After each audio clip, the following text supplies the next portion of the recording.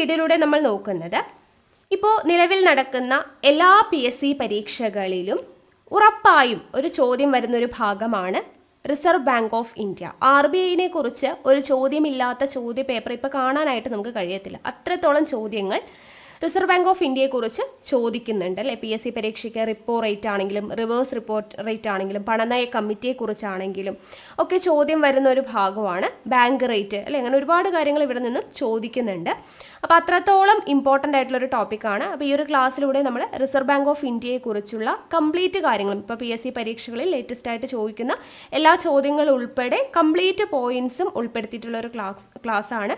അപ്പോൾ ഫുള്ളായിട്ട് വീഡിയോ കാണാനായിട്ട് ശ്രമിക്കുക. ഒരു നോട്ട്ബുക്കും പെന്നും എടുത്ത് വെച്ചിട്ട് ക്ലാസ് കേൾക്കാനായിട്ടിരിക്കുക കേട്ടോ. കേൾക്കുന്നതിനോടൊപ്പം തന്നെ നിങ്ങൾ നോട്ട്സും കൂടെ തയ്യാറാക്കിയിട്ട് പഠിക്കുന്നത് കുറച്ചുകൂടെ നല്ലതായിരിക്കും, കുറച്ചുകൂടെ എഫക്റ്റീവ് ആയിരിക്കും. അപ്പോൾ RBIനെ കുറിച്ച് പറയുമ്പോൾ നമുക്കറിയാം ഇന്ത്യയിലെ കേന്ദ്ര ബാങ്കാണ് ആര്? RBI അല്ലേ. ഇന്ത്യയിലെ കേന്ദ്ര ബാങ്ക് എന്ന് പറയുന്നത് RBI ആണ്. കേന്ദ്ര ബാങ്ക് RBI ആണ്. ഈ RBI നിലവിൽ വരാനായിട്ട് ഒരു കമ്മീഷൻ്റെ നിർദ്ദേശപ്രകാരമാണ് ആര് നിലവിൽ വരുന്നത്?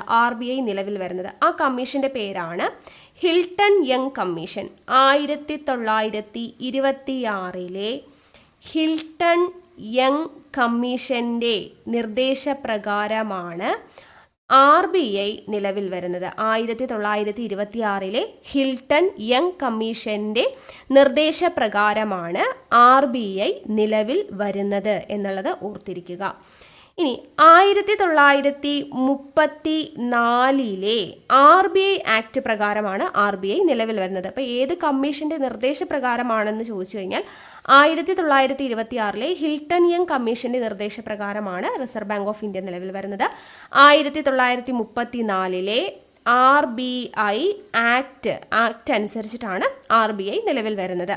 ഇനി RBI പ്രവർത്തനം ആരംഭിച്ചത് എന്നാണ് എന്ന് ചോദിച്ചു കഴിഞ്ഞാൽ 1935 ഏപ്രിൽ 1 RBI പ്രവർത്തനം ആരംഭിച്ചത്. RBI പ്രവർത്തനം ആരംഭിച്ചത് ഇത് പ്രീവിയസ് ഇയറിൽ ചോദിച്ചിട്ടുള്ളതാണ്. RBI പ്രവർത്തനം ആരംഭിച്ചത് എന്നാണ് എന്ന് ചോദിച്ചു കഴിഞ്ഞാൽ 1935 ഏപ്രിൽ 1 എന്നുള്ളത് ഓർത്തിരിക്കുക. ഓക്കെ. ഇനി ഇതിൻ്റെ സ്ഥാപിത മൂലധനം, RBIയുടെ സ്ഥാപിത മൂലധനം എത്രയാണ്? 5 കോടിയാണ് കേട്ടോ. സ്ഥാപിത മൂലധനം ചോദിച്ചു കഴിഞ്ഞാൽ എത്രയാണ്? 5 കോടിയാണ്. ഇനി RBIയുടെ ചിഹ്നം എല്ലാവരും കണ്ടിട്ടുണ്ടായിരിക്കും അല്ലേ. അപ്പോൾ RBIയുടെ ചിഹ്നത്തിൽ കാണപ്പെടുന്ന മൃഗം ഏതാണെന്ന് ചോദിച്ചു കഴിഞ്ഞാൽ ഏതാണ്? മൃഗം ചോദിച്ചു കഴിഞ്ഞാൽ അത് കടുവയാണ്. ഇനി അതിലൊരു വൃക്ഷമുണ്ട്, ഏതാണ്? എണ്ണപ്പനയാണ്. എണ്ണപ്പന. വൃക്ഷം ചോദിച്ചു കഴിഞ്ഞാൽ ഏതാണ്? വൃക്ഷമാണ് കേട്ടോ. വൃക്ഷം ചോദിച്ചു കഴിഞ്ഞാൽ എണ്ണപ്പനയും, മൃഗം ചോദിച്ചു കഴിഞ്ഞാൽ ഏതാണ്? കടുവയുമാണ് കേട്ടോ. RBIയുടെ ചിഹ്നത്തിൽ കാണപ്പെടുന്ന മൃഗം കടുവ, വൃക്ഷം ചോദിച്ചു കഴിഞ്ഞാൽ എണ്ണപ്പനയാണ്. ഓക്കെ. ഇനി RBI ദേശസാൽക്കരിച്ചത് പ്രീവിയസ് ഇയറിൽ ചോദിച്ചിട്ടുള്ള പോയിന്റ്സ് ആണ് കേട്ടോ നമ്മൾ മാക്സിമം പറയുന്നത്. RBI ദേശസാൽക്കരിച്ച വർഷം 1949 ജനുവരി 1 1949 ജനുവരി 1 RBI ദേശസാൽക്കരിച്ചത്. അതുപോലെ ഇന്ത്യയുടെ കേന്ദ്ര ബാങ്കായിട്ട് പ്രഖ്യാപിച്ചത്, RBIനെ ഇന്ത്യയുടെ കേന്ദ്ര ബാങ്കായിട്ട് പ്രഖ്യാപിച്ചത് എന്നാന്ന് ചോദിച്ചു കഴിഞ്ഞാലും 1949 അതുപോലെ ബാങ്കിങ് റെഗുലേഷൻ ആക്ട് പാസ്സാക്കിയ വർഷം ചോദിച്ചു കഴിഞ്ഞാലും 1949 ബാങ്കിങ് റെഗുലേഷൻ ആക്ട് പാസ്സാക്കിയ വർഷം ചോദിച്ചു കഴിഞ്ഞാലും 1949 അപ്പോൾ ഇമ്പോർട്ടൻ്റ് ആണ്. ഈ 3 പോയിന്റ് ഓർത്തിരിക്കുക. RBI ദേശസാൽക്കരിച്ചത് 1949 ജനുവരി 1 വിത്ത് ഡേറ്റ് തന്നെ ചോദിച്ചിട്ടുണ്ട് പ്രീവിയസ് ഇയറിൽ. അപ്പോൾ അത് ഇമ്പോർട്ടൻ്റ് ആണ്. പിന്നെ ബാങ്കിങ് റെഗുലേഷൻ ആക്ട് പാസ്സാക്കിയത് 1949 പാസ്സാക്കിയത് 1949 ബാങ്കിങ് റെഗുലേഷൻ ആക്ട് പാസ്സാക്കിയത്. ഇന്ത്യയുടെ കേന്ദ്ര ബാങ്കായിട്ട് RBIനെ പ്രഖ്യാപിച്ചതും 1949 എന്നുള്ളത് ഓർത്തിരിക്കുക. ഈ ബാങ്കിങ് റെഗുലേഷൻ ആക്ട് പറഞ്ഞല്ലോ നമ്മൾ, 1949 ബാങ്കിങ് റെഗുലേഷൻ ആക്ട് പാസ്സാക്കിയത്.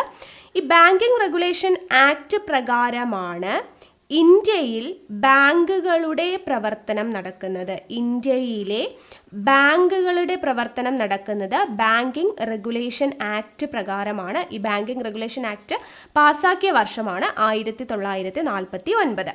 ഇനി RBIയുടെ ആസ്ഥാനം എവിടെയാണ്? എപ്പോഴും PSC ചോദിക്കുന്നതാണ്. ഇപ്പോൾ സ്റ്റേറ്റ്മെന്റിന്റെ രൂപത്തിലാണെങ്കിലും അല്ലാതെയും ഒക്കെ ചോദിക്കുന്നതാണ്. മുംബൈ ആണ് കേട്ടോ. ആസ്ഥാനം എവിടെയാണ്? മുംബൈ ആണ്. 1937 മുതലാണ്, ഇത് PYQ ആണ്. അപ്പോൾ RBIയുടെ ആസ്ഥാനം മുംബൈ ആണ്. 1937 മുതലാണ് മുംബൈ ആസ്ഥാനം ആയത് കേട്ടോ. അതുവരെ, അതായത് 1935 ഏപ്രിൽ 1 RBI പ്രവർത്തനം ആരംഭിക്കുമ്പോൾ മുതൽ 37 വരെ എവിടെയായിരുന്നു ആസ്ഥാനം? കൊൽക്കത്തയായിരുന്നു, കൊൽക്കത്ത. അതിനുശേഷം 37 മുതലാണ്, 1937 മുതലാണ് മുംബൈ ആസ്ഥാനമായത് എന്നുള്ളത് ഓർത്തിരിക്കുക. റിസർവ് ബാങ്ക് ഓഫ് ഇന്ത്യയുടെ കേരളത്തിലെ ആസ്ഥാനം എവിടെയാണെന്ന് ചോദിച്ചു കഴിഞ്ഞാൽ എവിടെയാണ്? തിരുവനന്തപുരമാണ്, തിരുവനന്തപുരം. ഇനി RBI അറിയപ്പെടുന്ന ചില വിശേഷണങ്ങളുണ്ട്, അത് PSC സ്ഥിരമായിട്ട് ചോദിക്കുന്നതാണ്. ഒന്ന്, വിദേശ നാണയത്തിൻ്റെ സൂക്ഷിപ്പുകാരൻ എന്നറിയപ്പെടുന്നത് RBI ആണ്. വിദേശ നാണയത്തിൻ്റെ സൂക്ഷിപ്പുകാരൻ എന്നറിയപ്പെടുന്നത് ആരാണ്? RBI ആണ്. അതുപോലെ ബാങ്കുകളുടെ ബാങ്ക്, ഇതെല്ലാം ചോദിച്ചിട്ടുള്ളതാണ് കേട്ടോ, PYQ ആണ്. ബാങ്കുകളുടെ ബാങ്ക് എന്നറിയപ്പെടുന്നത് RBI ആണ് എന്നുള്ളത് ഓർത്തിരിക്കുക. അതുപോലെ സർക്കാരിൻ്റെ ബാങ്ക് എന്നറിയപ്പെടുന്നതും RBI ആണ്. അപ്പോൾ RBIയുടെ ഈ 3 വിശേഷണവും ഇമ്പോർട്ടൻ്റ് ആണ്. എന്തൊക്കെയാ? വിദേശ നാണയത്തിൻ്റെ സൂക്ഷിപ്പുകാരൻ എന്നറിയപ്പെടുന്നത് RBI ആണ്. ബാങ്കുകളുടെ ബാങ്ക് എന്നറിയപ്പെടുന്നത് RBI ആണ്. സർക്കാരിൻ്റെ ബാങ്ക് എന്നറിയപ്പെടുന്നതും RBI ആണ് എന്നുള്ളത് ഓർത്തിരിക്കുക. ഓക്കെ, അപ്പോൾ ഇത്രയും പോയിന്റ്സ് ഇമ്പോർട്ടൻ്റ് ആണ്. ഒന്നുകൂടെ പറയാം, ഇമ്പോർട്ടൻ്റ് ആയിട്ടുള്ള എല്ലാ പോയിന്റ്സും. ഇന്ത്യയിലെ കേന്ദ്ര ബാങ്ക് ആണ് റിസർവ് ബാങ്ക് ഓഫ് ഇന്ത്യ എന്ന് പറഞ്ഞു. 1926 ഹിൽട്ടൺ യങ് കമ്മീഷന്റെ നിർദ്ദേശപ്രകാരമാണ് RBI നിലവിൽ വരുന്നത്. പിന്നെ 1934 RBI ആക്ട് പ്രകാരമാണ് റിസർവ് ബാങ്ക് ഓഫ് ഇന്ത്യ നിലവിൽ വരുന്നത്. റിസർവ് ബാങ്ക് ഓഫ് ഇന്ത്യ പ്രവർത്തനം ആരംഭിച്ചത് എപ്പോഴാണ്? 1935 ഏപ്രിൽ 1 ദെൻ സ്ഥാപിത മൂലധനം ചോദിച്ചു കഴിഞ്ഞാൽ 5 കോടി രൂപ. RBIയുടെ ചിഹ്നം എടുത്തു കഴിഞ്ഞാൽ അതിലെ മൃഗമാണ് കടുവ, വൃക്ഷം ഏതാണ്? എണ്ണപ്പനയാണ്. RBI ദേശസാൽക്കരിച്ചത് 1949 ജനുവരി 1 അതേ വർഷം 1949 തന്നെയാണ് ഇന്ത്യയുടെ കേന്ദ്ര ബാങ്കായിട്ട് RBIനെ പ്രഖ്യാപിച്ചത്. ബാങ്കിംഗ് റെഗുലേഷൻ ആക്ട് പാസാക്കിയ വർഷവും 1949 ഈ ബാങ്കിംഗ് റെഗുലേഷൻ ആക്ട് പ്രകാരമാണ് ഇന്ത്യയിലെ ബാങ്കുകളുടെ പ്രവർത്തനം നടക്കുന്നത്. RBIയുടെ ആസ്ഥാനം എവിടെയാ? മുംബൈ ആണ്. 1937 മുതൽ മുംബൈയിലാണ്. അതുവരെ എവിടെയായിരുന്നു? കൊൽക്കത്തയിലായിരുന്നു. കേരളത്തിലെ ആസ്ഥാനം ചോദിച്ചു കഴിഞ്ഞാൽ തിരുവനന്തപുരമാണ്. വിദേശ നാണയത്തിൻ്റെ സൂക്ഷിപ്പുകാരൻ, ബാങ്കുകളുടെ ബാങ്ക്, സർക്കാരിൻ്റെ ബാങ്ക്, ഇതെല്ലാം അറിയപ്പെടുന്നത് RBI ആണ് എന്നുള്ളത് ഓർത്തിരിക്കുക. ഓക്കെ, അപ്പോൾ ഇത്രയും പോയിന്റ്സ് കിട്ടിയെന്ന് വിശ്വസിക്കുന്നു. ഇനി നമ്മൾ നോക്കുന്നത് റിസർവ് ബാങ്ക് ഓഫ് ഇന്ത്യയുടെ കടമകൾ എന്തൊക്കെയാണ്. റിസർവ് ബാങ്ക് ഓഫ് ഇന്ത്യയുടെ കടമകളാണ് പറയുന്നത്. ഇമ്പോർട്ടൻ്റ് ആണ് കേട്ടോ, പരീക്ഷയ്ക്ക് ചോദിക്കുന്നതാണ്. ആദ്യത്തെ കടമ എന്ന് പറയുന്നത് അന്താരാഷ്ട്ര നാണയനിധിയിൽ ഇന്ത്യയെ പ്രതിനിധീകരിക്കുക. എന്താണ് ആദ്യത്തെ കടമ? അന്താരാഷ്ട്ര നാണയനിധിയിൽ ഇന്ത്യയെ പ്രതിനിധീകരിക്കുക എന്നുള്ളതാണ്. എഴുതണം കേട്ടോ നിങ്ങൾ. അന്താരാഷ്ട്ര നാണയനിധിയിൽ ഇന്ത്യയെ പ്രതിനിധീകരിക്കുക എന്നുള്ളതാണ് ഒന്നാമത്തെ കടമ. ഇനി അടുത്തത് ഇന്ത്യൻ കറൻസിയുടെ വിനിമയ മൂല്യം സ്ഥിരമായി സൂക്ഷിക്കുക. ഇന്ത്യൻ കറൻസിയുടെ വിനിമയ മൂല്യം സ്ഥിരമായി സൂക്ഷിക്കുക.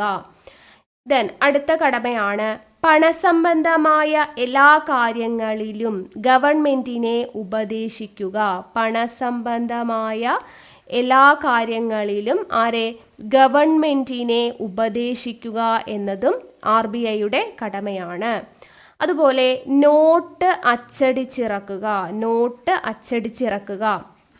ഈ നോട്ട് അച്ചടിച്ചിറക്കുക എന്ന് പറയുമ്പോൾ ഇവിടെ എപ്പോഴും PSC ഇപ്പോൾ ചോദിച്ചിട്ടുള്ള എല്ലാ പരീക്ഷകളും സ്ഥിരമായിട്ട് കൊടുക്കുന്ന ഒരു സ്റ്റേറ്റ്മെൻ്റ് ആണ്.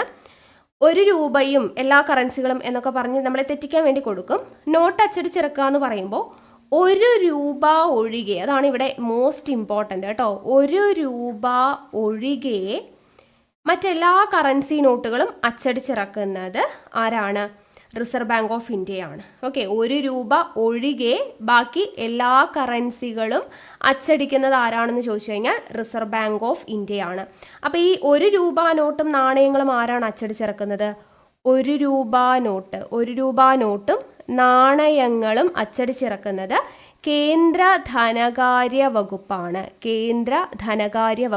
ഓക്കെ, ഓർത്തിരിക്കുക കേട്ടോ. 1 രൂപ നോട്ടും നാണയങ്ങളും പുറത്തിറക്കുന്നത് കേന്ദ്ര ധനകാര്യ വകുപ്പാണ്. 1 രൂപ ഒഴികെ എല്ലാ കറൻസികളും അച്ചടിച്ചിറക്കുന്നത് റിസർവ് ബാങ്ക് ഓഫ് ഇന്ത്യയാണ് എന്നുള്ളത് ഓർത്തിരിക്കുക. ഓക്കെ, അപ്പോൾ ഈ 1 രൂപ നോട്ട് ഒഴികെ എല്ലാ കറൻസികളും അച്ചടിക്കാൻ വേണ്ടിയിട്ട് ഇവരൊരു നിശ്ചിത മൂല്യം സ്വർണമോ വിദേശ നാണ്യമോ എന്ത് ചെയ്യുന്നുണ്ട്, കരുതലായിട്ട് സൂക്ഷിക്കുന്നുണ്ട്. ആ ഒരു കാര്യം ഓർത്തിരിക്കുക. പിന്നെ അടുത്ത കടമയാണ് വായ്പ നിയന്ത്രിക്കുക. അതായത് ഈ വായ്പ നിയന്ത്രിക്കുന്നത് റിസർവ് ബാങ്ക് എങ്ങനെയാണെന്ന് വെച്ച് കഴിഞ്ഞാൽ പലിശ നിരക്കിൽ മാറ്റം വരുത്തിക്കൊണ്ടാണ് വായ്പ നിയന്ത്രിക്കുന്നത്. റിസർവ് ബാങ്ക് ഓഫ് ഇന്ത്യ വായ്പകൾ നിയന്ത്രിക്കുന്നത് എങ്ങനെയാണ്?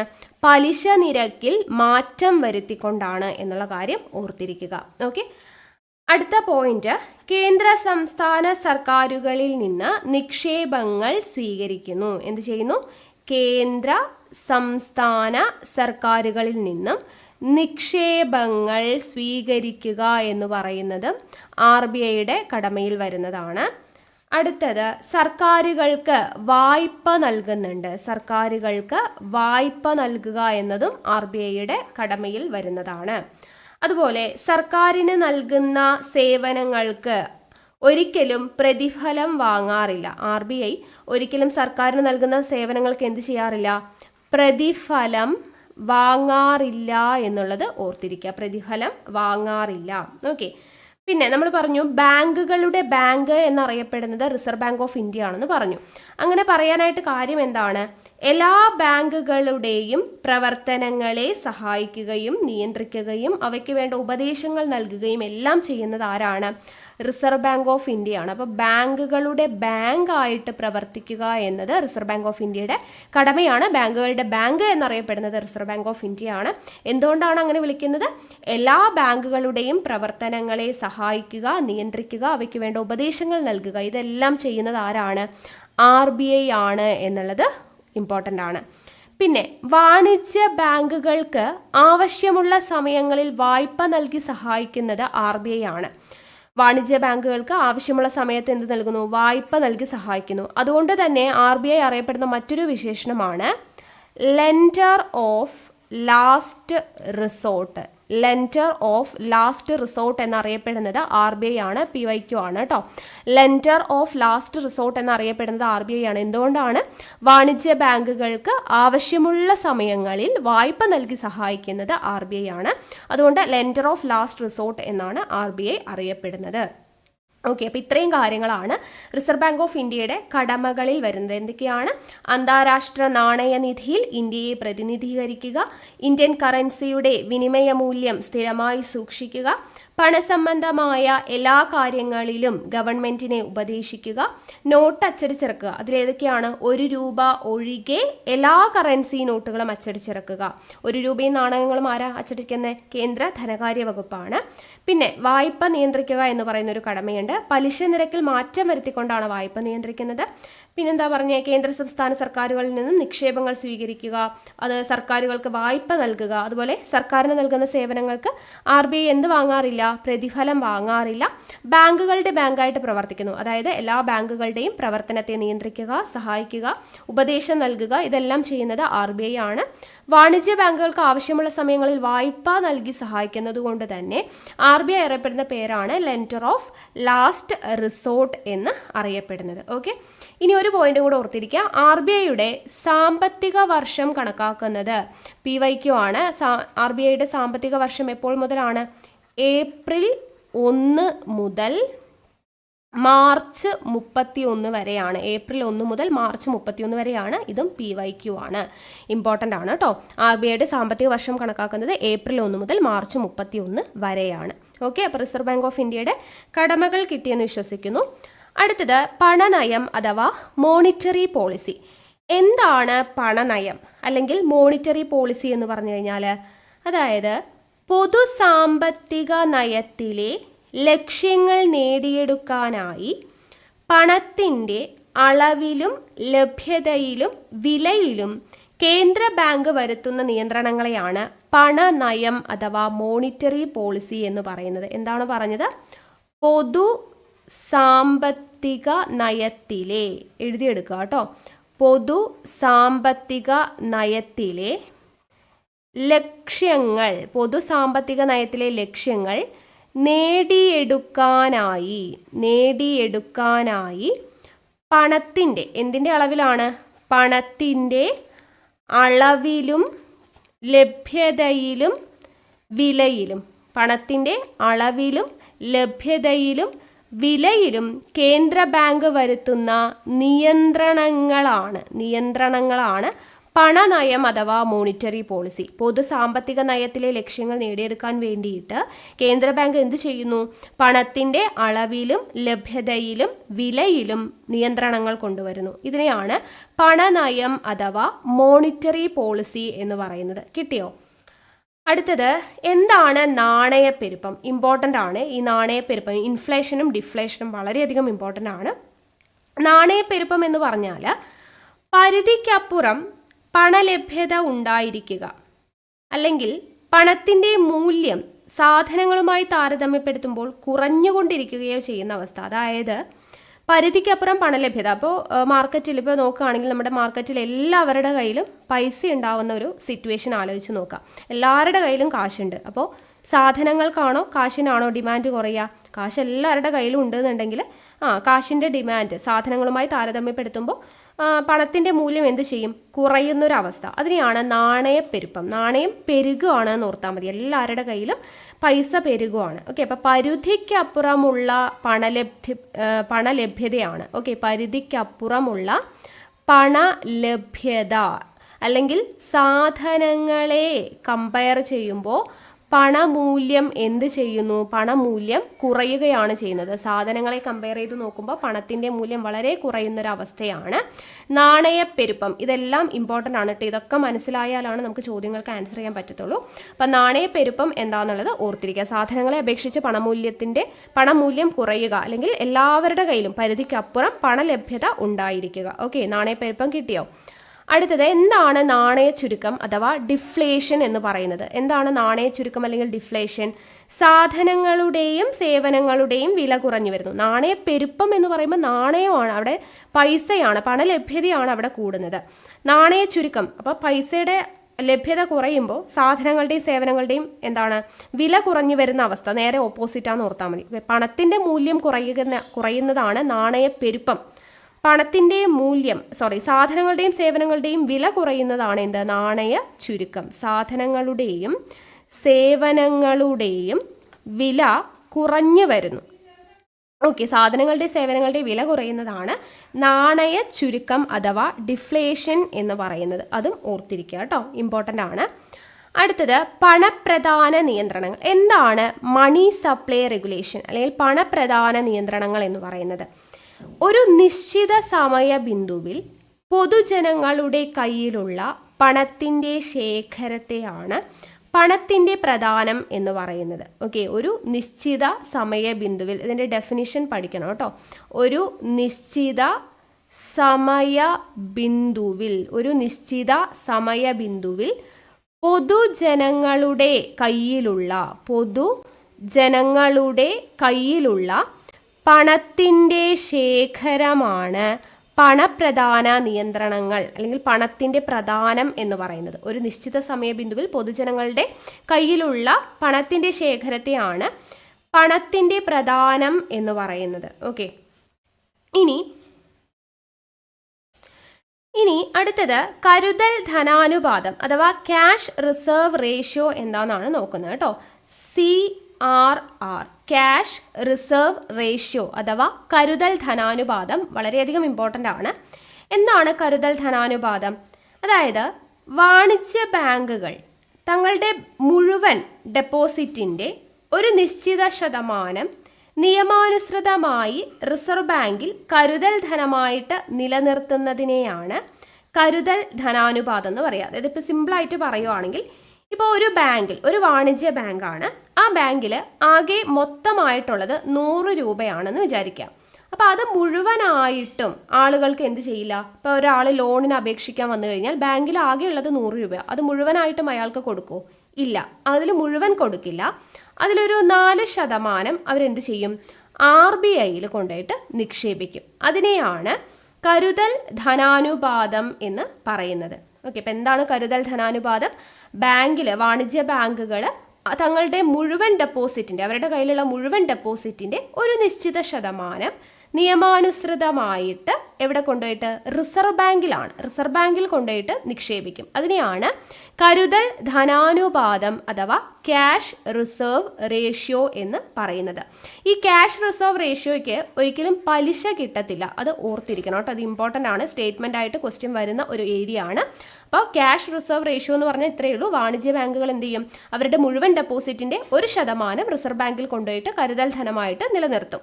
അതിന് ഒരിക്കലും പലിശ കിട്ടത്തില്ല. അവർ ഡെപ്പോസിറ്റ് ചെയ്യുന്ന പൈസ ആ പൈസയായിട്ട് തന്നെ അവിടെ ഇരിക്കും, അതിന് പലിശ ലഭിക്കില്ല. പിന്നെ നമ്മളോട് ചോദിക്കുന്ന ഒരു ഇമ്പോർട്ടൻ്റ് ആയിട്ടുള്ള സ്റ്റേറ്റ്മെൻ്റ് ആയിട്ട് ചോദിച്ചിട്ടുള്ളതാണ് കഴിഞ്ഞ ഒരു പരീക്ഷയ്ക്ക്. നാണയപ്പെരുപ്പ സമയത്ത് നമ്മൾ പറഞ്ഞില്ലേ ഇൻഫ്ലേഷൻ, നാണയപ്പെരുപ്പം എന്ന് പറഞ്ഞാൽ എന്താണ് പറഞ്ഞത്? അതായത് എല്ലാവരുടെ കയ്യിലും പരിധിക്കപ്പുറം പണലഭ്യത ഉണ്ടാവുക, അതാണ് നാണയപ്പെരുപ്പം. അപ്പം നാണയപ്പെരുപ്പം വരുന്ന സമയത്ത് CRRന് എന്ത് സംഭവിക്കും?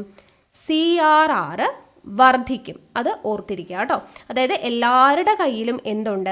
പൈസയുണ്ട്. അപ്പം അങ്ങനെ വരുന്ന സമയത്ത് CRRന് എന്ത് സംഭവിക്കും? CRR കൂടുകയാണ് ചെയ്തത്. അതായത് എല്ലാവരുടെ കയ്യിലും പൈസയുണ്ട്, അപ്പോൾ വാണിജ്യ ബാങ്കിലും എന്തുണ്ട്? ധാരാളം പൈസയുണ്ട്. അപ്പോൾ അവർ ഡെപ്പോസിറ്റ് ചെയ്യുന്നതും എന്ത് സംഭവിക്കും? കൂടും അല്ലേ? റിസർവ് ബാങ്കിൽ പൈസ കൂടുകയാണ് ചെയ്യുന്നത്. അപ്പോൾ ആ ഒരു പോയിന്റ് ഓർത്തിരിക്കുക. ഇൻഫ്ലേഷൻ അല്ലെങ്കിൽ നാണയപ്പെരുപ്പ സമയത്ത് CRR കൂടും എന്നുള്ളത് ഓർത്തിരിക്കുക. ഓക്കെ, അപ്പോൾ വാണിജ്യ ബാങ്കുകൾ തങ്ങളുടെ മുഴുവൻ ഡെപ്പോസിറ്റിൻ്റെ 1% നിശ്ചിത ശതമാനം നിയമാനുസൃതമായിട്ട് റിസർവ് ബാങ്കിൽ കരുതൽ ധനമായിട്ട് നിലനിർത്തുന്നതിനെയാണ് കരുതൽ ധനാനുപാതം അഥവാ ക്യാഷ് റിസർവ് റേഷ്യോ എന്ന് പറയുന്നത്. അതിനൊരിക്കലും പലിശ കിട്ടത്തില്ല. നാണയപ്പെരുപ്പ സമയത്ത് അല്ലെങ്കിൽ ഇൻഫ്ലേഷൻ്റെ സമയത്ത് CRR കൂടുകയാണ് ചെയ്യുക. ഇത്രയും കാര്യങ്ങൾ കിട്ടിയോ? ഇനി അടുത്തത് എന്താണ് സ്റ്റാറ്റ്യൂട്ടറി ലിക്വിഡിറ്റി റേഷ്യോ അഥവാ SLR എന്ന് പറയുന്നത്? സ്റ്റാറ്റ്യൂട്ടറി ലിക്വിഡിറ്റി റേഷ്യോ അഥവാ SLR എന്ന് പറയുന്നത് എന്താണ്? ബാങ്കുകൾ മൂലധനത്തിൻ്റെ ഒരു ഭാഗം സർക്കാർ ബോണ്ടുകൾ അല്ലെങ്കിൽ ഗോൾഡ് എന്ന രീതിയിൽ സൂക്ഷിക്കുന്നതിനെയാണ് SLR എന്ന് പറയുന്നത്. അതായത് ബാങ്കുകൾ അവരുടെ കയ്യിൽ എത്രത്തോളം മൂലധനമുണ്ടോ അതിൻ്റെ ഒരു ഭാഗം എന്ത് ചെയ്യും? ബോണ്ട്, പൈസയുടെ രൂപത്തിലല്ല, ബോണ്ട് അഥവാ ഗോൾഡ് അതിൻ്റെ എല്ലാം രൂപത്തിൽ, അതിനെ പിന്നീട് നമുക്ക് പൈസയാക്കി മാറ്റാൻ പാകത്തിനുള്ള എന്തെങ്കിലും ബോണ്ടുകൾ അല്ലെങ്കിൽ ഗോൾഡ് എന്നുള്ള രീതിക്ക് സൂക്ഷിക്കും. അത് എവിടെയാണ് സൂക്ഷിക്കുന്നത്? ബാങ്കിൽ തന്നെയാണ്. ഏത് ബാങ്കിലാണോ ആ ബാങ്കിൽ തന്നെയാണ് സൂക്ഷിക്കുന്നത്. അതിനെയാണ് SLR എന്ന് പറയുന്നത്, സ്റ്റാറ്റ്യൂട്ടറി ലിക്വിഡിറ്റി റേഷ്യോ എന്ന് പറയുന്നത്. ഓക്കെ, അപ്പോൾ ബാങ്കുകൾ അവരുടെ മൂലധനത്തിൻ്റെ ഒരു ഭാഗം സർക്കാർ ബോണ്ടുകൾ അല്ലെങ്കിൽ ഗോൾഡ് എന്ന നിലയിൽ സൂക്ഷിക്കുന്നതിനെയാണ് SLR എന്ന് പറയുന്നത്. ബാങ്കിൽ തന്നെയാണ് സൂക്ഷിക്കുന്നത്. CRR എങ്ങനെയാണ്? റിസർവ് ബാങ്കിലാണ് അവർ കൊണ്ടുപോയിട്ട് നിക്ഷേപിക്കുന്നത് ഒരു നിശ്ചിത ശതമാനം അല്ലേ. ഇത് ബോണ്ട് അല്ലെങ്കിൽ ഗോൾഡിൻ്റെ രൂപത്തിൽ അവരുടെ ബാങ്കിൽ തന്നെ സൂക്ഷിക്കുന്നതിനെയാണ് സ്റ്റാറ്റ്യൂട്ടറി ലിക്വിഡിറ്റി റേഷ്യോ എന്ന് പറയുന്നത്. ഈ SLRന് എന്തുണ്ട്? പലിശയുണ്ട്. CRRന് പലിശ ഇല്ല എന്നല്ലേ പറഞ്ഞത്? SLRന് പലിശ ഉണ്ട് എന്നുള്ള കാര്യം ഓർത്തിരിക്കുക. ഇനി നമ്മൾ പറഞ്ഞ ഇൻഫ്ലേഷൻ അഥവാ നാണയപ്പെരുപ്പ സമയത്ത് ഈ SLRന് എന്ത് സംഭവിക്കും? SLR കൂടുകയാണ് ചെയ്യുന്നത്. ഓക്കെ, നാണയപ്പെരുപ്പം ഉണ്ടാകുന്ന സമയത്ത് SLR കൂടുകയാണ് ചെയ്യുന്നത്, അത് ഓർത്തിരിക്കുക. ഓക്കെ, അപ്പോൾ CRRും എങ്ങനെയാണ്? ഇൻഫ്ലേഷൻ്റെ സമയത്ത് CRR കൂടും, ഇൻഫ്ലേഷൻ്റെ സമയത്ത് SLR കൂടും. സ്റ്റാറ്റ്യൂട്ടറി ലിക്വിഡിറ്റി റേഷ്യോയും കൂടുകയാണ് ചെയ്യുന്നത്. ഓക്കെ, അപ്പോൾ SLR ക്ലിയർ ആയെന്ന് വിശ്വസിക്കുന്നു. അടുത്തത് റിപ്പോ റേറ്റ്. സ്ഥിരമായിട്ട് PSC പരീക്ഷകളിൽ കാണുന്നതാണ് ഈ CRR, SLR, repo rate, reverse repo rate ഒക്കെ. അപ്പോൾ ഇമ്പോർട്ടൻ്റ് ആണ്, നോട്ട് ചെയ്ത് വെച്ചേക്കണേ.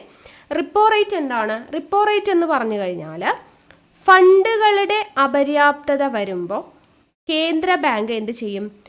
ഒരു കുറച്ച് കാലയളവിലേക്ക്, ഹ്രസ്വകാലത്തേക്ക് വാണിജ്യ ബാങ്കുകൾക്ക് ഈടിൻ്റെ അടിസ്ഥാനത്തിൽ നൽകുന്ന ഫണ്ടിൻ്റെ പലിശ നിരക്കാണ്. ഓക്കെ, അപ്പോൾ ഫണ്ടുകളുടെ അപര്യാപ്തത വരുന്ന സമയത്ത് കേന്ദ്ര ബാങ്ക് എന്ത് ചെയ്യും? ഹ്രസ്വകാലത്തേക്ക് വാണിജ്യ ബാങ്കുകൾക്ക്, അപ്പോൾ നമ്മളിപ്പോൾ നമുക്കൊരു ബാങ്ക് ഉണ്ട്, നമ്മുടെ കയ്യിൽ തീരെ കാശില്ല, അപ്പോൾ നമ്മൾ എന്ത് ചെയ്യാണ്? കേന്ദ്ര ബാങ്കിനോട് കടം ചോദിക്കുകയാണ്. അപ്പോൾ കേന്ദ്ര ബാങ്ക് നമുക്ക് തരുന്നു ഒരു കുറച്ച് കാലത്തേക്ക് എന്ത് ചെയ്യും? ഒരു ഈടൊക്കെ, അതായത് എന്തെങ്കിലുമൊക്കെ ഗവൺമെൻറ് സെക്യൂരിറ്റീസ് നമ്മൾ നൽകണം. അതിന് അനുസരിച്ചുള്ള കാശ് കുറച്ച് കാലത്തേക്ക് നമുക്ക് എന്ത് ചെയ്യും? കേന്ദ്ര ബാങ്ക് കടമായിട്ട് തരും. ഓക്കെ, അപ്പോൾ അതിന് അവരെന്ത് ചെയ്യും, കുറച്ച് പലിശ നിരക്ക് നമ്മളുടെ കയ്യിൽ നിന്നും ഈടാക്കും. അതിനെയാണ് റിപ്പോ റേറ്റ് എന്ന് പറയുക. ഓക്കെ, അപ്പോൾ എന്താ ഈ ഒരു റിപ്പോ റേറ്റ് എന്ന് പറയുന്നത് വളരെയധികം ഇമ്പോർട്ടൻ്റ് ആണ് കേട്ടോ. അപ്പോൾ റിപ്പോ റേറ്റ് ഓർത്തിരിക്കുക. വാണിജ്യ ബാങ്കിൻ്റെ കയ്യിൽ ഫണ്ട് കുറയാണ്. വാണിജ്യ ബാങ്കിൻ്റെ കയ്യിൽ എന്ത് ചെയ്യാണ്, വാണിജ്യ ബാങ്കിൻ്റെ കയ്യിൽ ഫണ്ട് കുറയാണ്. ആ സമയത്ത് നമ്മൾ എന്ത് ചെയ്യുന്നു, കേന്ദ്ര ബാങ്കിനോട് നമ്മൾ കടം ചോദിക്കുകയാണെന്ന് വിചാരിക്കാം. അപ്പോൾ കേന്ദ്ര ബാങ്ക് നമുക്ക് എന്ത് ചെയ്യും, നമുക്ക് ലോണ് തരും. അത് എത്ര കാലത്തേക്കാണ്, ഹ്രസ്വകാലത്തേക്കാണ് തരുന്നത്. ഹ്രസ്വകാലത്തേക്കാണ് തരുന്നത്. കൂടാതെ അതിനെന്ത് വേണം, ഈട് വേണം. ഈട് അഥവാ കൊളാറ്ററൽ എന്ന് പറയും കേട്ടോ. കൊളാറ്ററൽ ചിലപ്പോൾ ഇംഗ്ലീഷിലോ മലയാളത്തിലോ ഒക്കെ, നമുക്ക് മലയാളം വായിച്ചിട്ട് മനസ്സിലായില്ലെങ്കിൽ ഇംഗ്ലീഷ് വായിച്ച് നോക്കിയാൽ മതി. ഈട് അല്ലെങ്കിൽ കൊളാറ്ററൽ എന്ന് പറയും. അപ്പോൾ ഈട് നമ്മൾ, അതായത് ഗവൺമെൻറ് സെക്യൂരിറ്റീസ് ഒക്കെ ഈട് വെച്ചിട്ടാണ് നമുക്ക് ഹ്രസ്വകാലത്തേക്ക് കേന്ദ്ര ബാങ്ക് എന്ത് ചെയ്യുന്നത്, പണം തരുന്നത്. അതിനവരെന്ത് ഈടാക്കും, പലിശ ഈടാക്കും. ആ പലിശ നിരക്കിനെയാണ് എന്തെന്ന് പറയുന്നത്, ഈ റിപ്പോ റേറ്റ് എന്നുകൊണ്ട് ഉദ്ദേശിക്കുന്നത്. ഓക്കെ, അപ്പം കേന്ദ്ര ബാങ്ക് ഹ്രസ്വകാലത്തേക്ക് ഈടിൻ്റെ അടിസ്ഥാനത്തിൽ വാണിജ്യ ബാങ്കുകൾക്ക് നൽകുന്ന ഫണ്ടിൻ്റെ പലിശ നിരക്കാണ് എന്ത്, റിപ്പോ റേറ്റ് എന്ന് പറയുന്നത്. മനസ്സിലായോ? വാണിജ്യ ബാങ്കുകളുണ്ട്, അവയുടെ കയ്യിൽ എന്ത് കുറവാണ്, ഫണ്ട് വളരെ കുറവാണ്. അപ്പോൾ അവർ കേന്ദ്ര ബാങ്കിൻ്റെ കയ്യിൽ നിന്നും കടം വാങ്ങിക്കുകയാണ് അല്ലേ. അപ്പോൾ കേന്ദ്ര ബാങ്ക് എന്ത് ചെയ്യുന്നു, ഹ്രസ്വകാലയളവിലേക്ക്, ഇത് ഇമ്പോർട്ടൻ്റ് ആണ് കേട്ടോ, അതുകൊണ്ടാണ് എടുത്തെടുത്ത് പറയുന്നത്, ഹ്രസ്വകാലയളവിലേക്ക് ഗവൺമെൻറ് സെക്യൂരിറ്റീസിൻ്റെ ഒക്കെ ഈടിൻ്റെ അടിസ്ഥാനത്തിൽ അവർക്ക് ഫണ്ട് കൊടുക്കും. അതിന് ഈടാക്കുന്ന പലിശ നിരക്കാണ് റിപ്പോ റേറ്റ് എന്ന് പറയുന്നത്. ക്ലിയർ ആയെന്ന് വിശ്വസിക്കുന്നു. ഓക്കെ, ഇനി ഇമ്പോർട്ടൻ്റ് ആയിട്ടുള്ളൊരു പോയിന്റ് പറയുവാണ്. ഈ റിപ്പോ റേറ്റ് എന്ന് പറയുന്നതുണ്ടല്ലോ, ബാങ്ക് റേറ്റ് നമ്മളിവിടെ ഒരു പരീക്ഷയ്ക്ക് ചോദിച്ചതാണ്. പണനയ കമ്മിറ്റിയുടെ അടിസ്ഥാനത്തിൽ ഏറ്റവും കൂടുതൽ ഏതാണ്, ബാങ്ക് റേറ്റ് ആണ് കേട്ടോ ഏറ്റവും മുന്നിൽ നിൽക്കുന്നത്. ബാങ്ക് റേറ്റ് ആണ് ഏറ്റവും കൂടുതൽ വരുന്നത്. ബാങ്ക് റേറ്റിനേക്കാളും താഴെയാണ് ആര്, റിപ്പോ റേറ്റ്. ബാങ്ക് റേറ്റിനേക്കാളും താഴെയാണ് റിപ്പോ റേറ്റ്. റിവേഴ്സ് റിപ്പോ നിരക്കിനേക്കാളും കൂടുതലുമാണ്. അപ്പോൾ നമ്മൾ ഇനി റിവേഴ്സ് റിപ്പോ നിരക്ക് പഠിക്കും. അപ്പോൾ ഇപ്പം തന്നെ ഇതൊന്ന് പഠിച്ചു വെച്ചേക്കാം. റിവേഴ്സ് റിപ്പോ റേറ്റ് കേട്ടോ. അപ്പോൾ ബാങ്ക് റേറ്റ് ആണ് ഏറ്റവും മുകളിൽ, അത് കഴിഞ്ഞിട്ട് റിപ്പോ റേറ്റ്, പിന്നെ റിവേഴ്സ് റിപ്പോ റേറ്റ്. അപ്പോൾ റിപ്പോ റേറ്റ് ഇതിൻ്റെ ഇടയ്ക്കാണ് വരുന്നത്.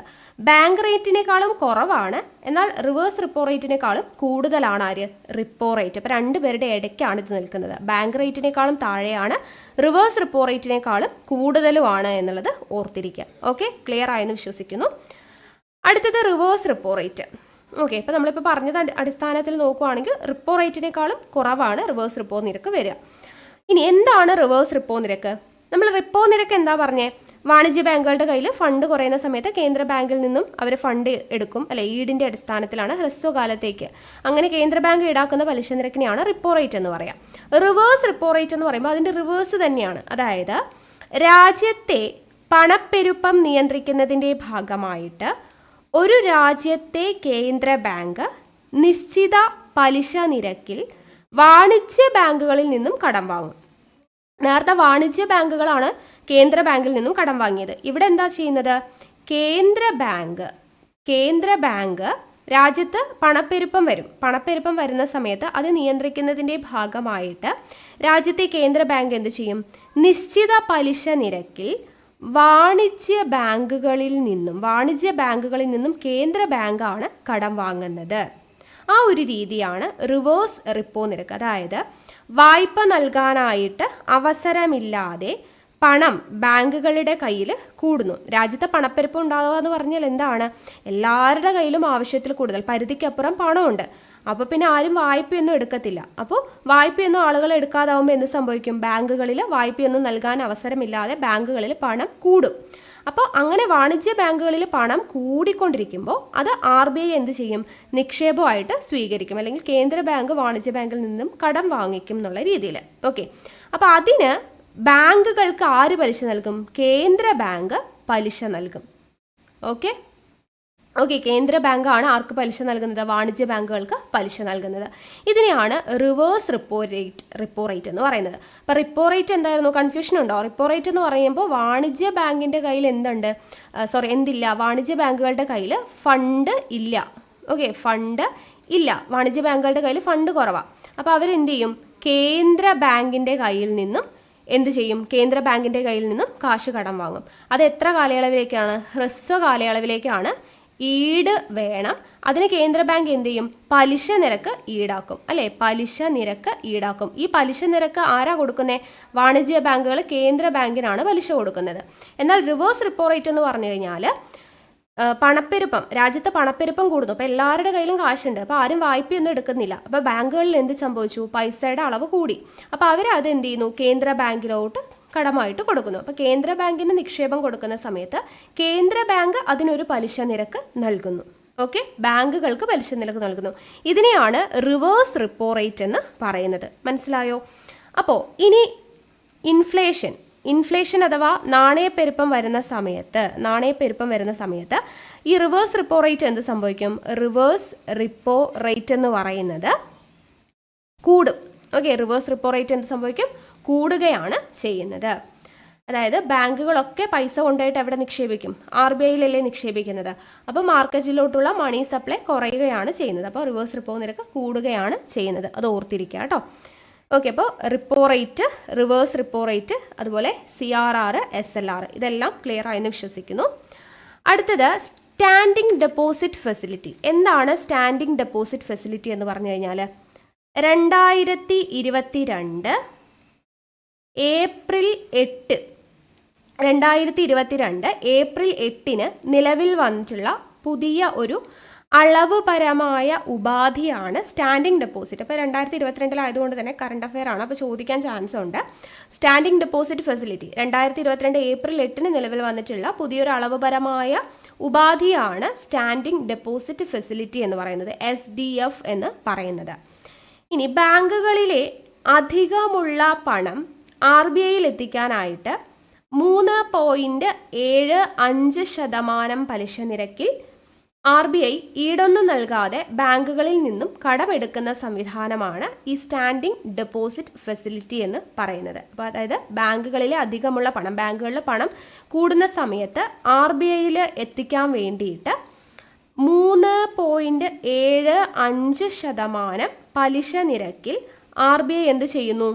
ഈടൊന്നും നൽകാതെ ബാങ്കുകളിൽ നിന്നും കടമെടുക്കുന്ന സംവിധാനമാണ് സ്റ്റാൻഡിംഗ് ഡെപ്പോസിറ്റ് ഫെസിലിറ്റി എന്ന് പറയുന്നത്. ഇമ്പോർട്ടൻ്റ് ആണ് കേട്ടോ, ഓർത്തിരിക്കുക. ബാങ്കുകളിൽ അധികമുള്ള പണം RBIയിൽ എത്തിക്കാൻ വേണ്ടിയിട്ട് 3.75% പലിശ നിരക്കിൽ RBI ഈടൊന്നും നൽകാതെ ബാങ്കുകളിൽ നിന്നും കടമെടുക്കുന്ന സംവിധാനമാണ് സ്റ്റാൻഡിംഗ് ഡെപ്പോസിറ്റ് ഫെസിലിറ്റി എന്ന് പറയുന്നത്. അടുത്തത് എന്താണ് തുറന്ന കമ്പോള നടപടികൾ അഥവാ open market operations? Open market operations അല്ലെങ്കിൽ തുറന്ന കമ്പോള നടപടികൾ എന്ന് വെച്ചാൽ സർക്കാർ ഇറക്കുന്ന കടപ്പത്രങ്ങൾ തുറന്ന കമ്പോളത്തിൽ വിൽക്കുന്നതും വാങ്ങുന്നതും. സർക്കാർ ഇറക്കുന്ന കടപ്പത്രങ്ങൾ തുറന്ന കമ്പോളങ്ങളിൽ വിൽക്കുക, അതുപോലെ വാങ്ങുക. ഇതിനെയാണ് തുറന്ന കമ്പോള നടപടികൾ അഥവാ ഓപ്പൺ മാർക്കറ്റ് ഓപ്പറേഷൻസ് എന്ന് പറയുന്നത്. സർക്കാർ ഇറക്കുന്ന കടപ്പത്രങ്ങൾ തുറന്ന കമ്പോളത്തിൽ വിൽക്കുന്നതും വാങ്ങുന്നതിനുമാണ് തുറന്ന കമ്പോള നടപടികൾ അഥവാ ഓപ്പൺ മാർക്കറ്റ് ഓപ്പറേഷൻസ് എന്ന് പറയുന്നത് കേട്ടോ. അടുത്തത് എന്താണ് ബാങ്ക് റേറ്റ്? ബാങ്ക് റേറ്റ് എന്ന് പറഞ്ഞു കഴിഞ്ഞാൽ ഇന്ത്യയിൽ വാണിജ്യ ബാങ്കുകൾക്ക് വായ്പ നൽകുന്ന നിരക്കുകളിൽ മാറ്റം വരുത്തിക്കൊണ്ട് റിസർവ് ബാങ്ക് പണത്തിൻ്റെ പ്രധാനത്തെ സ്വാധീനിക്കുന്നതിനെയാണ് ബാങ്ക് റേറ്റ് എന്ന് പറയുന്നത്.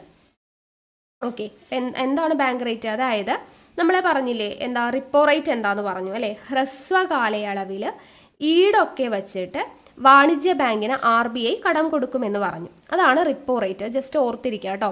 അതായത് ഇപ്പോൾ വാണിജ്യ ബാങ്കിന് ആരാ കടം കൊടുക്കുന്നത്? കേന്ദ്ര ബാങ്കാണ്, RBI ആണ് കടം കൊടുക്കുന്നത്. എത്ര കാലയളവിലേക്കാണ്? ഹ്രസ്വ കാലയളവിലേക്കാണ്. ഇവിടെ എന്തുണ്ട്? ഈട് വെച്ചിട്ടാണ് കൊടുക്കുന്നത്, ഈടിൻ്റെ അടിസ്ഥാനത്തിലാണ് കൊടുക്കുന്നത്. അതിന് പലിശ നിരക്കും ഈടാക്കുന്നുണ്ട്. പലിശ നിരക്കും ആര് വാങ്ങുന്നുണ്ട്? RBI വാങ്ങുന്നുണ്ട്. ഇതാണ് നമ്മൾ പഠിച്ച റിപ്പോ റേറ്റ് എന്ന് പറയുന്നത്. ബാങ്ക് റേറ്റ് എന്ന് പറഞ്ഞു കഴിഞ്ഞാൽ ബാങ്ക് റേറ്റും റിപ്പോ റേറ്റും കൂടെ കൺഫ്യൂഷൻ വരാൻ സാധ്യതയുണ്ട്. അപ്പോൾ അതുകൊണ്ടാണ് പറഞ്ഞത് വാണിജ്യ ബാങ്കുകൾ RBIയുടെ കയ്യിൽ നിന്നും ഈടിൻ്റെ അടിസ്ഥാനത്തിൽ ഹ്രസ്വ കാലയളവിലേക്ക് പലിശ നിരക്ക് കൊടുത്തെടുക്കുന്നതിനെയാണ് റിപ്പോ റേറ്റ് എന്ന് പറയുന്നത്. ഇവിടെ ബാങ്ക് റേറ്റ് എന്ന് പറഞ്ഞു കഴിഞ്ഞാൽ വലിയ കാലയളവിലേക്ക്, ഹ്രസ്വകാലമല്ല, വലിയ അല്ലെങ്കിൽ ദീർഘകാലയളവിലേക്ക് സെക്യൂരിറ്റീസ് ഒന്നും ഇല്ലാതെ, ഈട് ഇല്ല, സെക്യൂരിറ്റീസ് ഇല്ല, കൊളാട്രൽ ഒന്നും ഇല്ലാതെ വാണിജ്യ ബാങ്കുകൾക്ക് RBI ലോൺ കൊടുക്കുന്നു. RBI ആർക്ക് തന്നെയാണ് കൊടുക്കുന്നത്? വാണിജ്യ ബാങ്കുകൾക്ക് തന്നെയാണ് ലോൺ കൊടുക്കുന്നത്.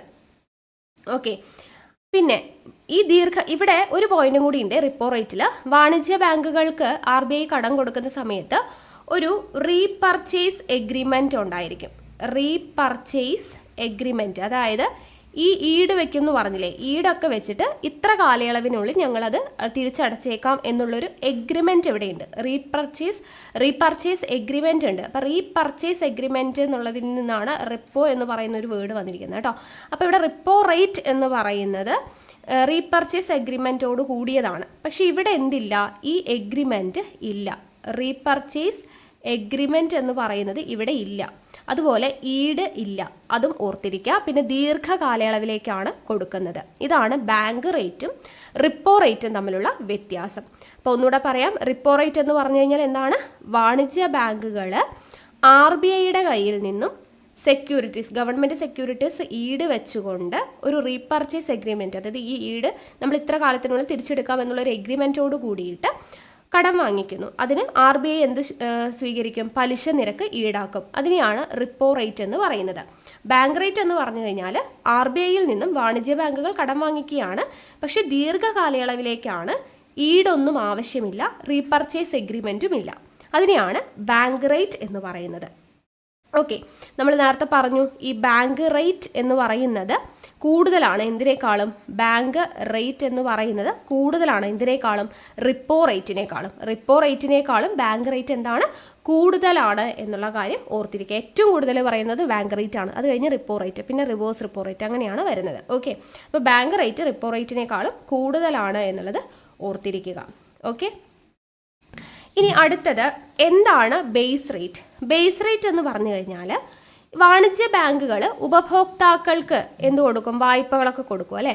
അപ്പോൾ അവർക്ക് കൊടുക്കാൻ കഴിയുന്ന ഏറ്റവും കുറഞ്ഞ പലിശ നിരക്ക്, വാണിജ്യ ബാങ്കുകൾക്ക് ഉപഭോക്താക്കൾക്ക് കൊടുക്കാൻ കഴിയുന്ന കുറഞ്ഞ പലിശ നിരക്കുണ്ടല്ലോ, അതിനെയാണ് ബേസ് റേറ്റ് എന്ന് പറയുന്നത്. ബേസ് റേറ്റ് കേട്ടോ, കുറഞ്ഞ പലിശ നിരക്കാണ്. ആരാർക്ക് കൊടുക്കുന്ന? വാണിജ്യ ബാങ്കുകൾ ഉപഭോക്താക്കൾക്ക് കൊടുക്കുന്ന. ഓക്കെ, വാണിജ്യ ബാങ്കുകൾ ഉപഭോക്താക്കൾക്ക് കൊടുക്കാൻ കഴിയുന്ന കുറഞ്ഞ പലിശ നിരക്കിനെയാണ് ബേസ് റേറ്റ് എന്ന് പറയുന്നത്. ഓർത്തിരിക്കുക. അടുത്ത ടേമാണ് ഇന്ത്യൻ പണനയം അഥവാ ഇന്ത്യൻ മോണിറ്ററി പോളിസി. എന്താണ് ഇന്ത്യൻ മോണിറ്ററി പോളിസി? പണനയവുമായി ബന്ധപ്പെട്ട തീരുമാനങ്ങളെല്ലാം കൈക്കൊള്ളുന്ന ആരാണ്? RBI ആണ് അല്ലേ? RBI ആണ്.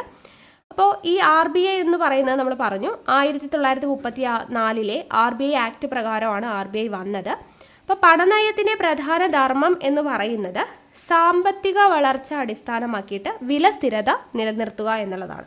അപ്പോൾ ഇന്ത്യൻ പണനയം, അതായത് ഈ പണനയവുമായിട്ടുള്ള ബന്ധപ്പെട്ട എല്ലാ തീരുമാനങ്ങളും എടുക്കുന്നത് RBI ആണ്. മോണിറ്ററി പോളിസിയുമായി ബന്ധപ്പെട്ട എല്ലാ തീരുമാനങ്ങളും, മോണിറ്ററി പോളിസി എന്താണെന്ന് നമ്മൾ പറഞ്ഞല്ലോ. അപ്പോൾ മോണിറ്ററി പോളിസിയുമായി ബന്ധപ്പെട്ട എല്ലാ കാര്യങ്ങളിലും തീരുമാനമെടുക്കുന്നത് ആരാ? RBI ആണ്. RBI നമ്മൾ പറഞ്ഞു നേരത്തെ.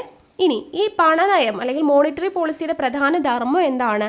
സാമ്പത്തിക വളർച്ച അടിസ്ഥാനമാക്കി വില സ്ഥിരത നിലനിർത്തുക എന്നുള്ളതാണ് എന്തിൻ്റെ? പണനയത്തിൻ്റെ പ്രധാന ധർമ്മം എന്ന് പറയുന്നത്. ഇനി പണനയ കമ്മിറ്റി, മോണിറ്ററി പോളിസി കമ്മിറ്റി എന്ന് പറയുമ്പോൾ എന്താണ്? ഈ പണനയ കമ്മിറ്റി എന്ന് പറയുന്നത് പണസംബന്ധമായ സുപ്രധാന തീരുമാനങ്ങൾ എടുക്കുന്നത് ആരാണ്? പണനയ കമ്മിറ്റിയാണ്. ഓക്കെ, പണസംബന്ധമായിട്ടുള്ള എന്ത് തീരുമാനവും എടുക്കുന്നത് പണനയ കമ്മിറ്റിയാണ്.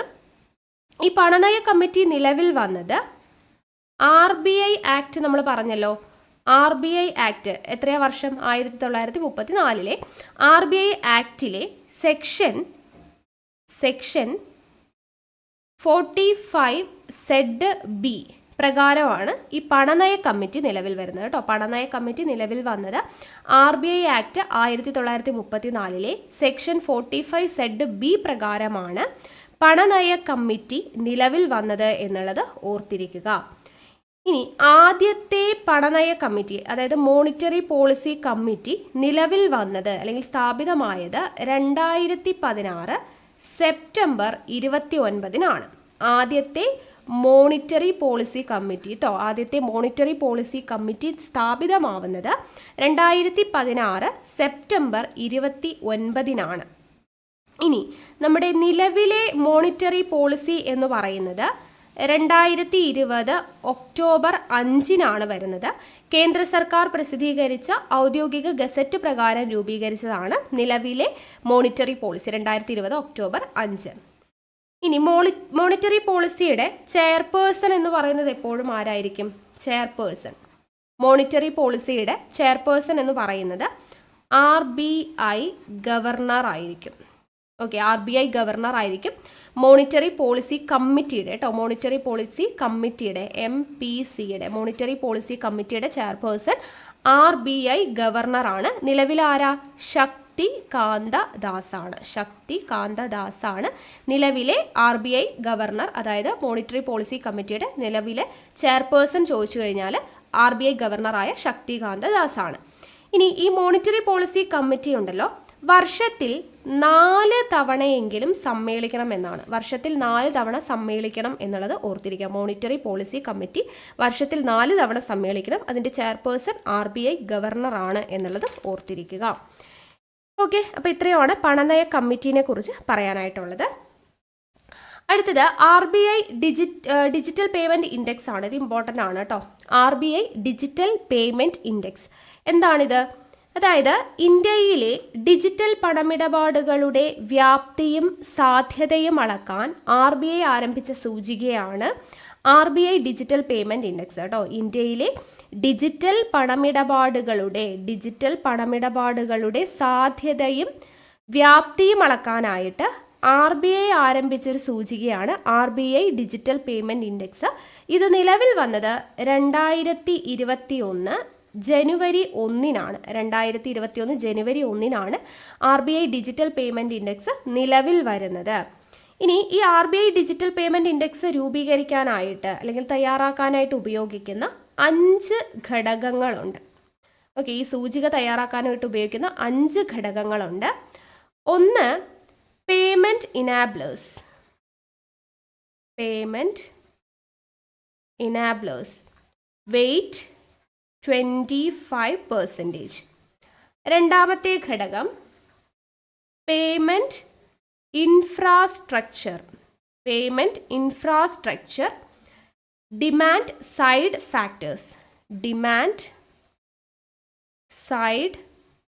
ഫാക്ടേഴ്സ് 10% കേട്ടോ. അടുത്തത് മൂന്നാമത്തെ ഘടകമാണ് പേയ്മെൻറ്റ് പെർഫോമൻസ് 45%. ദെൻ നാലാമത് ഇവിടെ പേയ്മെൻറ്റ് ഇൻഫ്രാസ്ട്രക്ചർ ഈ ഡിമാൻഡ് സൈഡ് ഫാക്ടേഴ്സ് 10% പറഞ്ഞില്ലേ, അതുപോലെ payment infrastructure supply side factors ഉണ്ട് കേട്ടോ. സപ്ലൈ സൈഡ് ഫാക്ടേഴ്സ് 15% ആണ്. 15%. ദെൻ അഞ്ചാമത്തെ ഘടകമാണ് കൺസ്യൂമർ സെൻട്രിസിറ്റി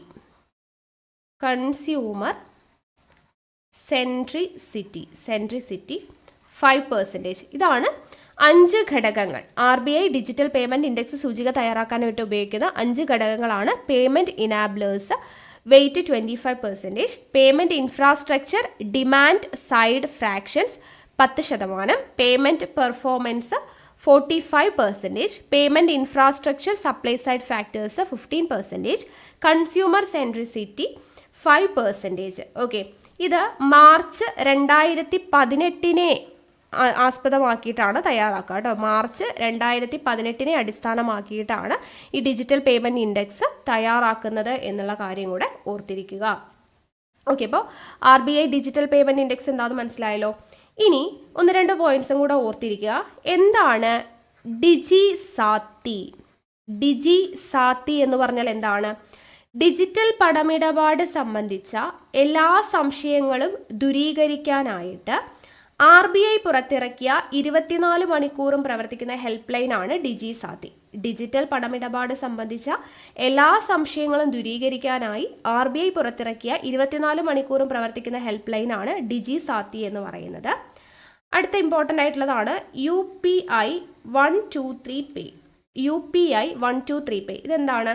ഫീച്ചർ ഫോണുകളിലൂടെ ഇൻ്റർനെറ്റ് ഒന്നും ഇല്ലാതെ പണമിടപാട് നടത്താനായിട്ട് പുറത്തിറക്കുന്ന സംവിധാനമാണ് UPI 123 പേ കേട്ടോ. ഫീച്ചർ ഫോണുകളിലൂടെ ഇൻ്റർനെറ്റിൻ്റെ സഹായമില്ലാതെ പണമിടപാട് നടത്താനായിട്ട് പുറത്തിറക്കിയ സംവിധാനമാണ് UPI 123 പേ എന്ന് പറയുന്നത്. ഓക്കെ, ഇനി അടുത്ത ഇമ്പോർട്ടൻ്റ് ആണ് framework for facilitating small value digital payment in offline mode എന്താണിത്? 2022 ജനുവരിയിൽ രാജ്യത്ത് ഇൻ്റർനെറ്റ് ഇല്ലാതെ ചെറിയ തുകകൾ ഡിജിറ്റലായി കൈമാറുന്നതിന് റിസർവ് ബാങ്ക് പുറത്തിറക്കിയ ഒരു മാർഗരേഖയാണ് framework for facilitating small value digital payment in offline mode എന്ന് പറയുന്നത്. Okay, framework for facilitating small value digital payment in offline mode എന്ന് പറഞ്ഞാൽ എന്താണ്? 2022 ജനുവരിയിൽ 2022 അതുകൊണ്ട് ഇമ്പോർട്ടൻ്റ് ആണ്. 2022 ജനുവരിയിൽ ഇൻ്റർനെറ്റ് ഒന്നും ഇല്ലാതെ ചെറിയ തുകകൾ ഡിജിറ്റലായി കൈമാറുന്നതിന് റിസർവ് ബാങ്ക് പുറത്തിറക്കിയ മാർഗരേഖയാണ് framework for facilitating small value digital payment in offline mode എന്ന് പറയുന്നത്. ഓക്കെ, അടുത്ത ഇമ്പോർട്ടൻ്റ് ആയിട്ടുള്ളതാണ് ഉത്കർഷ് 2022. ഉത്കർഷ് 2022 എന്ന് പറയുന്നത് എന്താണ്? റിസർവ് ബാങ്കിൻ്റെ പ്രവർത്തനങ്ങൾ മെച്ചപ്പെടുത്തുന്നതിന് വേണ്ടി ആരംഭിച്ച സംരംഭമാണ് ഉത്കർഷ് 2022 എന്ന് പറയുന്നത്. റിസർവ് ബാങ്കിൻ്റെ പ്രവർത്തനങ്ങൾ മെച്ചപ്പെടുത്തുന്നതിന് വേണ്ടി ആരംഭിച്ച സംരംഭമാണ് ഉത്കർഷ് 2022. ഓക്കെ ആണോ? അപ്പോൾ ഇത്രയും കാര്യങ്ങളാണ് നമുക്ക് RBIനെ കുറിച്ച് പഠിക്കാനായിട്ടുള്ളത്. അപ്പോൾ ഇമ്പോർട്ടൻ്റ് ആയിട്ടുള്ള പോയിൻറ്റ്സ് ഒക്കെ ഞാൻ പറഞ്ഞിട്ടുണ്ട്. നമുക്ക് പരീക്ഷയ്ക്ക് ചോദിക്കാവുന്ന പോയിൻറ്റ്സ് എല്ലാം ഉൾപ്പെടുത്തിയിട്ടുണ്ട്. അപ്പോൾ ഇത് മനസ്സിലായെന്ന് വിശ്വസിക്കുന്നു. നിങ്ങൾ നോട്ട്സ് തയ്യാറാക്കിയിട്ടുണ്ടായിരിക്കും. അപ്പോൾ ഇതുപോലെ PSC ഇപ്പോൾ റിപ്പീറ്റ് ചെയ്ത് ചോദിക്കുന്ന ബാക്കിയുള്ള ടോപ്പിക്സ് നമ്മൾ ഉടനെ തന്നെ ക്ലാസ് എടുത്ത് തരുന്നതായിരിക്കും. അപ്പോൾ മാക്സിമം വീഡിയോസ് കണ്ട് പ്രയോജനപ്പെടുത്തുക. അടുത്ത ക്ലാസ്സുമായിട്ട് വീണ്ടും കാണാം. താങ്ക്